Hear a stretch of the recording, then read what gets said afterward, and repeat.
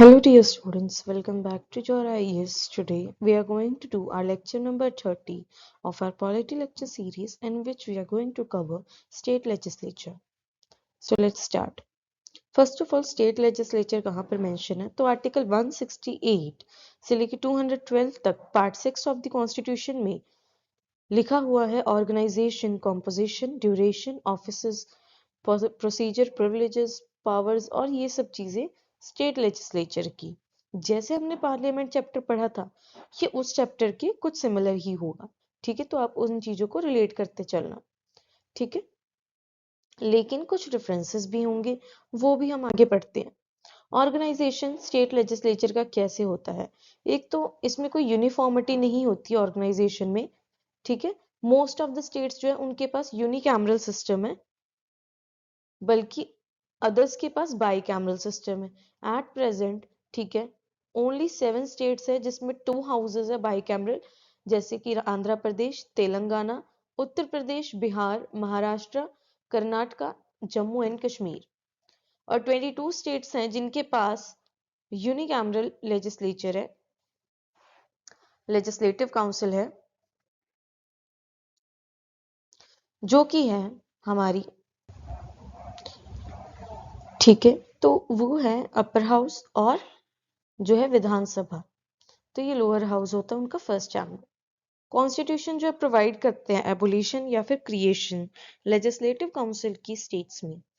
Accordingly parliament जो है वो अबॉलिश कर सकते हैं लेजिस्लेटिव काउंसिल को, जो कि ऑलरेडी एग्जिस्ट करती है, या फिर क्रिएट भी कर सकते हैं अगर नहीं एग्जिस्ट करती है। तो लेजिस्लेटिव असेंबली जो है वो कंसर्न होती है state passes a resolution, resolution pass करता है तब जाकर ये बनती है।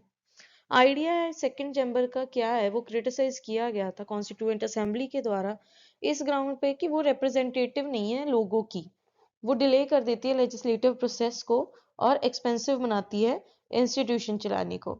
ठीक है, the legislative council of Tamil Nadu and Tamil Nadu has been abolished in 1986 और पंजाब और वेस्ट बंगाल की 1969 में अबॉलिश हो चुकी है। कॉम्पोजिशन क्या होती है टू हाउसेस की? कॉम्पोजिशन ऑफ असेंबली, तो वो स्ट्रेंथ कितनी होगी? मैक्सिमम स्ट्रेंथ होती है फिक्स 500 की और मिनिमम स्ट्रेंथ होती है 60 की। It means that it strength varies from 60 to 500 अगर पॉपुलेशन पे डिपेंड करती है ये चीज। फिर आते हैं नॉमिनेटेड मेंबर्स, ये नॉमिनेटेड होते हैं जो एंग्लो इंडियंस के द्वारा होती है। फिर आ जाते हैं reservation of seats of SC and ST, जो कॉन्स्टिट्यूशन है वो प्रोवाइड करता है रिजर्वेशन सीट्स की। ठीक है, शेड्यूल कास्ट के लिए और शेड्यूल ट्राइब के लिए असेंबली में ईच स्टेट में उनके पॉपुलेशन रेशियोज पे बेसिस। कॉम्पोजिशन काउंसिल की देख लेते हो, स्ट्रेंथ जो है मैक्सिमम स्ट्रेंथ जो है काउंसिल की वो 1/3 होती है असेंबली से, तो मिनिमम स्ट्रेंथ जो है फिक्स होती है 40 पे। ठीक है, मैनर ऑफ इलेक्शन क्या होता है? Total number of member of a legislative council, 1/3 जो होते हैं वो इलेक्ट होते हैं members of the local bodies, जैसे कि state municipalities, district board etcetera. और जो 1/12 होते हैं वो होते हैं ग्रेजुएट्स, जो कि 3 ईयर स्टैंडिंग और residing with in the state है। और 1/12 होते हैं इलेक्टेड टीचर्स के द्वारा, जो 3 year standing in the state, not lower than standard that secondary school, तो सेकेंडरी स्कूल से नीचे नहीं होने चाहिए वो। ठीक है, फिर 1/3 जो इलेक्टेड होते हैं वो मेंबर्स होते हैं legislative assembly of the state की, उन लोगों के अमंग से जो कि मेंबर्स नहीं है असेंबली के, और जो लोग रह गए हैं that are nominated by governor, जो कि स्पेशल नॉलेज रखते हैं, फिर प्रैक्टिस एक्सपीरियंस रखते हैं लिटरेचर में, साइंस में, आर्ट में, कोऑपरेटिव मूवमेंट्स में या फिर सोशल सर्विस में। ड्यूरेशन क्या होती है टू हाउसेस की? तो ड्यूरेशन असेंबली की होती है वो नॉर्मली 5 इयर्स की होती है, जो उनकी फर्स्ट मीटिंग होती है उससे। फिर ड्यूरेशन काउंसिल की कैसे होती है? जैसे कि राज्यसभा में हमने देखा था 6 इयर्स की होती है, फिर 2 इयर्स में सभी जो है चेंज होते रहते हैं, 2 इयर्स में कुछ जो है हमारा चेंज होते रहते हैं। ठीक है, वैसे ही लेजिस्लेटिव काउंसिल है वो भी कॉन्टिन्यूइंग चैम्बर है, पूरा का पूरा वो खाली नहीं होता, तो वो परमानेंट बॉडी है और डिसोल्यूशन इसका नहीं हो सकता। लेकिन 1/3 जो होता है, मतलब of its member retire on the expiration of every second year, जो अभी यहाँ पे बताया था ना 2 इयर्स के बाद होता है 1/3 राज्यसभा मेंबर्स का, वैसे ही लेजिस्लेटिव काउंसिल में होता है। तो 6 इयर्स के लिए हम बोल सकते हैं। मेंबरशिप जो है स्टेट लेजिस्लेचर की, क्वालिफिकेशन क्या है? इंडियन सिटीजन होना चाहिए, ओथ एफर्मेशन लेनी चाहिए। ठीक है, फिर 30 इयर्स से कम नहीं होना चाहिए, और लेजिस्लेटिव काउंसिल के लिए 25 ईयर्स से कम नहीं होना, सॉरी, लेजिस्लेटिव असेंबली के लिए 25 ईयर्स से कम नहीं होना चाहिए। और he must possess other qualification prescribed by the parliament, तो पार्लियामेंट ने जो बोला है वो सारी क्वालिफिकेशन प्रिस्क्राइब करनी चाहिए। डिस्क्वालिफिकेशन देख लेते हैं। वो होल्ड करता है अगर कोई office of profit under union और स्टेट गवर्नमेंट, जैसे कि except that of a minister और any other office exempted by state legislature, अगर तो एग्जेम्प्ट किया हुआ है उसको छोड़ के, ठीक है। If he is unsound mind, अगर वो पागल हो जाता है तब, ठीक है, और कोर्ट भी उसे डिक्लेयर कर देता है। अगर वो अपने इंसॉल्वेंट है, अनडिस्चार्ज और इंसॉल्वेंट है, तब हो जाता है। He is not citizen of India और has voluntary acquired the citizenship of a foreign state, अगर मान लीजिए अभी वो इंडियन स्टेट का मेंबर है, लेकिन उसके बाद मान लीजिए उसने अपने स्टेट हुड छोड़ के वो मान लीजिए यूएस का सिटीजन बन गया, तो इंडिया की सिटीजनशिप तो चली जाएगी, तो उसकी सीट भी चली जाएगी, ठीक है। अगर कोई और भी लॉ बन जाता है पार्लियामेंट के द्वारा तो उसके रिगार्डिंग भी होगा। ईच हाउस ऑफ स्टेट जो है उसका प्रिसाइडिंग ऑफिसर होता है। यहाँ पर भी जो स्पीकर होता है, डेप्यूटी स्पीकर होता है, लेजिस्लेटिव असेंबली के लिए होता है, और चेयरमैन और डेप्यूटी चेयरमैन होता है लेजिस्लेटिव काउंसिल के लिए। अब panel of chairman for the assembly and panel of vice chairman for the council is also appointed, तो अपॉइंट वो भी हो जाता है। स्पीकर ऑफ असेंबली, ठीक है, वो मेंबर होते हैं असेंबली के, रिजाइन अगर करते हैं तो डेप्यूटी स्पीकर को लिख के करेंगे, अगर रिमूव करना होता है तो majority of all the members of assembly, such A resolution जो है वो 14 डेज एडवांस देना पड़ेगा। स्पीकर के पास फॉलोइंग पावर ड्यूटीज होती है। स्पीकर का हमने एक होल चैप्टर पढ़ा है, तो ये समहाउ उनकी तरह ही होता है, मतलब जो सेंटर के स्पीकर होते हैं उनकी तरह ही समहाउ होता है, ठीक है। वो मेंटेन करते हैं order and decorum, this is same, ठीक है। Then this is also same, ये भी मतलब हमने सारा सेंटर में पढ़ा कि एडजॉर्न करते हैं, एब्सेंस अगर कोरम होता तो वो बंद कर दे। कोरम कितना था आपको याद हो तो, ही डिसाइडेड कि मनी बिल है कि नहीं, ये भी सेम है, स्पीकर सेंटर में है जो, ठीक है। Disqualification that is also same, he appoints the chairman of all the committees of and supervises its functioning, तो ये speaker is same as speaker of Lok Sabha, ठीक है। डेप्यूटी स्पीकर ऑफ असेंबली इनका भी सेम होगा as per deputy speaker of Lok Sabha, ठीक है। Member of the assembly होगा, रिजाइन करेंगे तो स्पीकर को देंगे, अगर रिमूव होगा तो 14 डेज एडवांस उनको नोटिस देना पड़ेगा जो रिमूव करने वाले हैं, ठीक है। डेप्यूटी स्पीकर अगर वो स्पीकर बन जाता है, अगर स्पीकर का ऑफिस जो वैकेंट है तो सेम जो हमने लास्ट स्लाइड में पढ़ा था स्पीकर की रिस्पॉन्सिबिलिटीज और प्रिविलेजेस, तो वो सब इनको मिल जाएंगी। Chairman of the council same as Rajya Sabha का, ठीक है। अब इसमें क्या होता है, chairman is elected by the council itself from amongst its member, ठीक है। चेयरमैन ऑफ द काउंसिल मतलब चेयरमैन ऑफ द राज्यसभा जो है मेंबर नहीं होते हैं, लेकिन यहाँ पर मेंबर होते हैं, तो ये डिफरेंस है that you have to learn. If he resign by writing to the deputy chairman, अगर रिजाइन करना है तो डेप्यूटी चेयरमैन को लिख के करेंगे, रिमूव करना है तो same as a speaker 14 days advance में देना होगा। तो एज अ प्रिसाइडिंग ऑफिसर उनकी जो हमारे स्पीकर इन द असेंबली है सेम वैसी ही पावर्स होती है। डेप्यूटी स्पीकर का भी सेम है, मेंबर होंगे, ठीक है। अगर रिजाइन करना तो चेयरमैन को देंगे, अगर रिमूव करना तो 14 डेज एडवांस में नोटिस होगा। This is also same all the power of chairman, अगर वो मतलब चेयरमैन की जगह पर आ जाते हैं, ठीक है।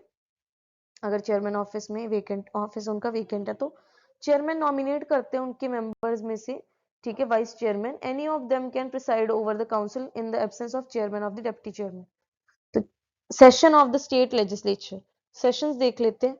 समन करना और then adjournment, then prorogation, dissolution, quorum, ये सब किया था हमने, ठीक है। फिर भी एक बार हम देख लेते हैं। अगर समनिंग होती है जो गवर्नर की को, तो गवर्नर जो है समन करते हैं सेशन को टाइम टू टाइम, ठीक है, ट्वाइस अ ईयर एटलीस्ट उनको मीट करना पड़ेगा। एडजॉर्नमेंट भी क्या होता है, suspend an adjournment suspend the work in a sitting for a specific time which may be holds hours, days और वीक्स, मतलब थोड़े दिन के लिए रोकथाम लगा देना, ठीक है। देन प्रोरोगेशन, तो प्रिसाइडिंग ऑफिसर जो है मतलब जो स्पीकर या फिर चेयरमैन है, तो वो डिक्लेयर करते हैं houses adjourn sine die when the business of the session is completed within the next few days, the governor issues a notification for prorogation of the session, जब खत्म हो जाता है तो प्रोरोगेशन के लिए सेशन की वो नोटिस भेज देते हैं। डेसोल्यूशन, लेजिस्लेटिव काउंसिल जो है being a permanent house is not subject to dissolution, तो डेसोल्यूशन उसकी तो होगी नहीं, किसकी होगी, लेजिस्लेटिव असेंबली की, ठीक है। तो यहाँ पर क्या होगा, अनलाइक अ प्रोरोगेशन, डेजोल्यूशन जो है वो एंड ही कर देगा, जो एग्जिस्टिंग हाउस है ना, मान लीजिए उसकी जो है खत्म कर देगा वो, कि अब न्यू इलेक्शंस होंगे और न्यू चीज आएगी। और कोरम क्या होता है, कोरम हमने पढ़ा था ऑलरेडी, कितनी बार हम पढ़ चुके हैं। कोरम जो होता है मिनिमम नंबर होता है मेंबर्स का जो रिक्वायर्ड होता है प्रेजेंट, मतलब जैसे हम बोल दे कि 500 स्टूडेंट्स की एक क्लास है, अगर तो 50 स्टूडेंट्स आ रहे हैं तो क्लास लगेगी, अगर 20-30 स्टूडेंट्स आ रहे हैं तो क्लास नहीं लगेगी। ठीक है, वैसे ही लोकसभा में होता है और यहाँ पर भी कोरम होता है स्टेट लेजिस्लेचर में, कि मिनिमम नंबर ऑफ जो मेंबर्स हैं वो होने चाहिए, तभी जो है सेशन चलेगा, नहीं तो नहीं चलेगा। Lapsing of bill assembly mention below, तो ये ना बहुत ध्यान से आपको याद रखना पड़ेगा, क्योंकि ये अच्छे से रिवाइज करके लर्न करना पड़ेगा आपको खुद को। ठीक है, well I will explain you, but this is the point where you have to remember yourself. अगर कोई बिल पेंडिंग है असेंबली में तो वो लैप्स करेगा, whether originating in assembly or transmitted by it by the council। ठीक है, अगर रेजोल्यूशन असेंबली की हो जाती है तो, ठीक है, मान लीजिए जो स्टेट असेंबली जो है वो डिसॉल्व हो गई है, डिसोल्यूशन हो गया, तो कब कब लैप्स होगा, bill pending in the assembly, अगर असेंबली में कोई बिल पेंडिंग था that lapses. Okay, a bill pending in the assembly but pending in the council, वो भी लैप्स होगा। पास हो गया असेंबली से लेकिन काउंसिल में रहता है अभी, तो भी लैप्स होगा। Bill pending in the council लेकिन असेंबली से अभी तक वो पास नहीं हुआ था, तो वो लैप्स नहीं होगा। ठीक है, अ bill passed by the assembly, अगर असेंबली ने पास कर दिया इन अ यूनिकैर्मल स्टेट, मतलब वन है, और passed by both the houses in a bicameral state but pending assent of the governor president does not lapse, मतलब दोनों हाउसेस ने जब पास कर ही दिया है या फिर सिंगल हाउस ने पास कर दिया तो लैप्स क्यों ही होगा। ठीक है, अ bill passed by the assembly, assembly ने पास कर दिया सिंगल में, और बोथ द हाउसेस ने भी कर दिया, लेकिन प्रेसिडेंट ने उसे रिकंसिडरेशन के लिए भेजा है, तो वो लैप्स नहीं होगा। Okay, legislative procedure in a state legislature, तो लेजिस्लेटिव प्रोसीजर क्या होते हैं स्टेट लेजिस्लेचर में, बिल्स को रिगार्डिंग ऑर्डिनरी बिल में देख लेते हैं हम। जो ओरिजिनेट होता है ऑर्डिनरी बिल वो किसी भी हाउस से हो सकता है स्टेट लेजिस्लेचर के। ठीक है, अगर तो दो हाउसेज, अगर देखिए जहां पर भी in case of bicameral, in case of unicameral, आप बस ये याद रखोगे कि एक हाउस है स्टेट में या फिर दो हाउस है बस। ठीक है, such a bill can be introduced either by a minister, तो मिनिस्टर भी इंट्रोड्यूस कर सकते हैं या फिर कोई अदर मेंबर भी कर सकता है। तो बिल जो है पास करेगा 3 स्टेजेस से, first reading, second reading, third reading. ठीक है, एंड देन जो बिल अगर पास हो जाता है देन वो सेकंड हाउस पे जाएगा। अगर सेकंड हाउस में भी जाता है तब क्या होगा, बिल तीनों स्टेज से पास होगा, first reading, second reading, third reading. ठीक है, तो उनके पास वो 4 अल्टरनेटिव्स होते हैं, सेकंड जो हाउस है ना लेजिस्लेटिव काउंसिल, उनके पास 4 अल्टरनेटिव्स होती हैं। इट में पास द बिल विदाउट अमेंडमेंट्स, तो पास कर दिया, जैसे आया कर दिया। इट में पास द बिल विद अमेंडमेंट्स, आया है लेकिन कुछ कुछ चीजें रहती हैं ये हमें चाहिए। ठीक है, इट में रिजेक्ट द, ये थर्ड पॉइंट था। ओके, इट में reject the bill all together, वो पूरे बिल को रिजेक्ट कर सकते हैं। It may not take any action, और बिल को पेंडिंग रहने दे। असेंट ऑफ द गवर्नर देख लेते हैं, अगर हर bill after it is pass by assembly और बोथ ऑफ द हाउसेस, जैसे कि सेंटर में हमारे प्रेसिडेंट असेंट देते हैं तो ही वो बिल से एक्ट बनेगा, वैसे ही यहाँ पर होता है कि असेंट देंगे तो एक्ट बन जाएगा, लेकिन उनके पास 3 चॉइसेस होती हैं, 4 चॉइसेस होती हैं।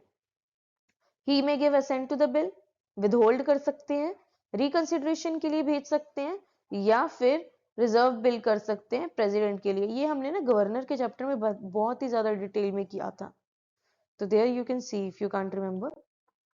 प्रेसिडेंट का असेंट देख लेते हैं, जब बिल रिजर्व हो जाता है गवर्नर के द्वारा प्रेसिडेंट के कंसिडरेशन के लिए, तो वो प्रेसिडेंट या तो अपना असेंट दे देंगे या फिर रोक देंगे। ठीक है, या फिर रिटर्न कर देंगे हाउस के तरफ। मनी बिल्स जो है ये भी हमने गवर्नर के चैप्टर में बहुत ही ज्यादा डिटेल में पढ़ा था। ठीक है, money bill can not be introduced in the legislative council, ये तो हमें पता ही है। It can be introduced in legislative assembly only, ध्यान रखना है, जैसे लोकसभा ओनली होता है वैसे लेजिस्लेटिव असेंबली ओनली है यहाँ पर। ठीक है, हर ऐसा बिल जो है गवर्नमेंट बिल होगा ठीक है, और इंट्रोड्यूस सिर्फ और सिर्फ एक मिनिस्टर के द्वारा ही होगा। मनी बिल जब पास हो जाता है लेजिस्लेटिव असेंबली के पास, तो लेजिस्लेटिव काउंसिल के पास अगर वो जाता है तो लेजिस्लेटिव काउंसिल के पास रिस्ट्रिक्टेड पावर्स होती है। पहले हमने देखा था कि 4 पावर्स है उनके पास, ठीक है, लेकिन यहाँ पर उनके पास उतनी पावर्स नहीं है। क्यों? क्योंकि ना तो वो रिजेक्ट कर सकते हैं, ना वो अमेंड कर सकते हैं। वो या तो रिकमेंडेशन कर सकते हैं और रिटर्न कर सकते हैं लेजिस्लेटिव असेंबली में वापस 14 डेज के अंदर, या फिर उसे कंप्लीटली एक्सेप्ट या फिर रिजेक्ट कर सकते हैं ऑल और any recommendation by the legislative council, sorry जो लेजिस्लेटिव असेंबली है, अगर जो कंसिडरेशन लेजिस्लेटिव काउंसिल ने उन्हें दिया है तो दे कैन एक्सेप्ट इट और दे कैन रिजेक्ट इट, ठीक है, क्योंकि वो रिकमेंडेशन जो होती है bye legislative council that is not binding on legislative assembly because that is a money bill. Okay, position देख लेते हैं legislative council की क्या होती है। Constitution position of the council as compared with the assembly can be studied from two angles. कौन सी sphere where the council is equal to the assembly, मतलब council और assembly equal है, और council और assembly unequal है। equal होती है assembly के साथ किन मामलों में, ठीक है, इंट्रोडक्शन ऑर्डिनरी बिल से लेके फिर जो ऑर्डिनेंसेस है गवर्नर की, ठीक है, मिनिस्टर सिलेक्शन जो होती है वो इधर से भी हो सकती है इधर से भी हो सकते हैं, नो प्रॉब्लम, ठीक है। फिर कंसिडरेशन कोई रिपोर्ट की होगी, जैसे बॉडीज होगी like state finance commission, state public service commission और कैग हो गया उसके अकॉर्डिंग। फिर unequal with the assembly, in the following matters unequal होते हैं तो वो पढ़ लेते हैं। मनी बिल जो है हमने देख लिया कि वो असेंबली इंट्रोड्यूस कर सकते हैं, काउंसिल नहीं कर सकती है। काउंसिल ना तो अमेंड कर सकते हैं ना रिजेक्ट कर सकते हैं, सिर्फ रिकमेंडेशंस दे सकती है और रिटर्न करना ही करना पड़ेगा विद इन 14 डेज, ठीक है। फाइनल पार्ट जो होती है डिसाइड करने की पर्टिकुलर मनी बिल है कि नहीं, वो स्पीकर ऑफ द असेंबली के पास है, not the chairman of legislative council. तो फाइनल पार्ट जो होगी ऑर्डिनरी बिल के साथ वो भी असेंबली के पास होती है। काउंसिल जो होता है वो सिर्फ डिस्कस कर सकती है बजट को, लेकिन वोट नहीं कर सकती डिमांड फॉर ग्रांट्स के लिए, which is exclusive privilege of the assembly that you have to, ये सारे आपको याद रखने हैं, ठीक है, सारे पॉइंट्स ही इंपॉर्टेंट है। काउंसिल वो can not remove the council of minister by passing no confidence motion, ये एक्सक्लूसिव पावर सिर्फ और सिर्फ असेंबली के पास होगी, ठीक है। When an ordinary bill which has originated in the council, और असेंबली के पास अगर वो चला जाता है, अगर असेंबली उसे रिजेक्ट कर देती है तो वो जो बिल है that is dead. Ordinary bill ये सेम जो अभी हमने डिस्कस किया है, ठीक है, ये पार्लियामेंट के बताया गया और ये स्टेट लेजिस्लेचर का बताया गया, ठीक है। This is same same same, ये भी मतलब ऑलमोस्ट सेम ही है। मतलब इसमें डिफरेंस क्या होगा, state assembly, Lok Sabha, Rajya Sabha, state council, ऐसे होगा बस, ठीक है। अगर डेडलॉक हो जाता है तो यहाँ पर क्या होगा, जो टू हाउसेज है वो टेक प्लेस होगा डेडलॉक जो है। Then second house after receiving a bill passed by the first house reject the bills और proposes amendment that are not acceptable to the first house और does not pass bill within 6 month, तो ये तब होगा। और इसमें क्या होता है, deadlock between two houses take place जब लेजिस्लेटिव काउंसिल जो होती है after receiving a bill passed by legislative assembly उसको रिजेक्ट कर देती है और उसमें अमेंडमेंट जो है वो देती है that are not acceptable by, फिर वापस लेजिस्लेटिव असेंबली कहती है हम भी नहीं एक्सेप्ट करते हैं। तो ऐसे करते करते जो है do not pass bill with in 3 months, तो इसे डेडलॉक बोला गया, यहाँ पर 6 मंथ्स है, ठीक है। मनी बिल्स के regarding almost everything is same, okay. This is for you guys, okay, कि आपके पास एक पॉइंटर्स हैं। हमने पढ़ा ये भी है पूरा का पूरा पार्लियामेंट के चैप्टर में, और ये भी हम पढ़ चुके हैं गवर्नर में, देन चीफ मिनिस्टर में, और अब legislative assembly, state council, state legislature में पढ़ लिया हमने, ठीक है। This is just for your कि आपके पास एक टेबल हो, ठीक है। So that was all for today's class, thank you.